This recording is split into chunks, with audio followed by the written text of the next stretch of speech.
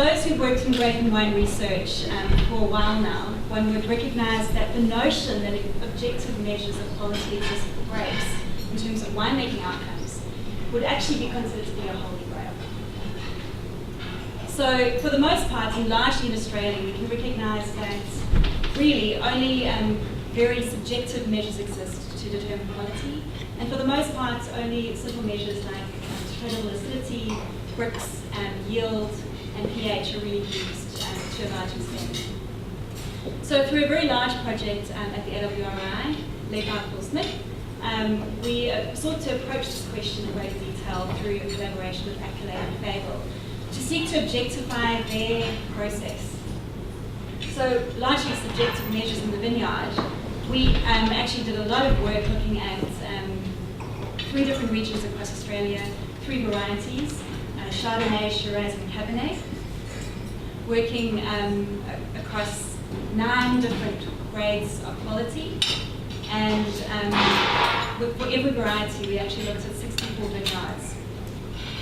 So within this approach we aimed to apply every objective measure that we could. So in order to provide a type of a fingerprint for every grape sample to separate them from one another. So for each grape sample we looked at 46 different types of analyses which were specific to the grape variety at hand. And this included targeted chemical measures, but also looking at non-targeted measures such as UV visible spectrum, mid-infrared and near-infrared spectrum. So this aimed to provide this type of fingerprint. This was then fed into a multivariate modelling approach. We tried to unscramble the scrambled egg in this matrix. And the idea here was to try and look at whether relationships actually did indeed exist between these objective measures which we identified and the actual the subjective quality grade which is defined by the producer. So we tried a few different approaches.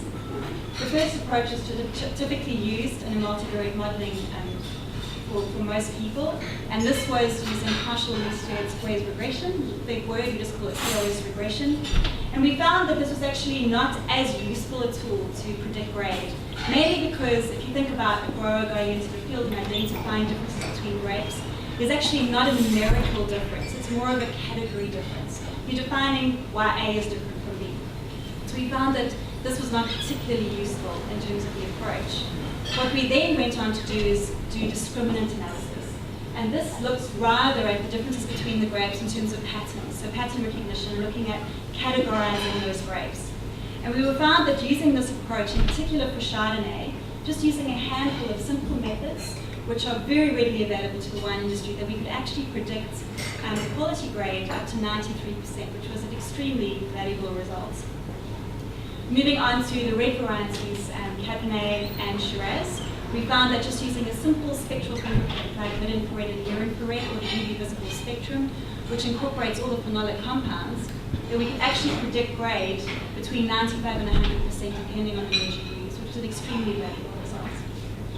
So within my 3 minutes, hopefully, I will conclude by saying that really, thinking about the blue skies future, and trying to consider that an objective measure is really something of a holy grail, I can say definitely, after this experience, it is not. That these tools are ready available, they're at ready use for the industry at present, and it's just open to you to access them. Thank you.